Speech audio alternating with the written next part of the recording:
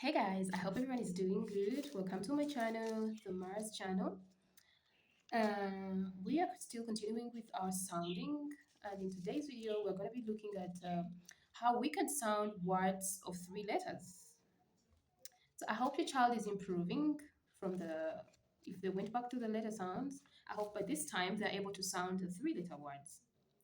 So with me today, I have a set of words that have come with, and we're going to be sounding them together. So we have a b a g, making the word bag. San, san. In, making the word sin, sin. Bed, bed, making the word bed. En, en, making the word pen. At,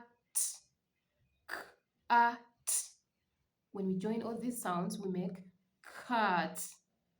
D, g, d, g. When we join these sounds, we make the word dog, dog. G, t, g, t. When we join these sounds, we make the word got. At, at. When we join these words, we make the word. When we join these sounds, we make the word hat. B, at, at, making the word bat, bat. So this is it for today's video. I hope your child is improving how to read, or you who is learning how to read English, you're improving how to read. So if your child is behind on reading, please subscribe to our channel and please let us know if this video was very helpful to your child so we can continue to make more of such videos. So allow me to seal it here. Have a great evening. Bye.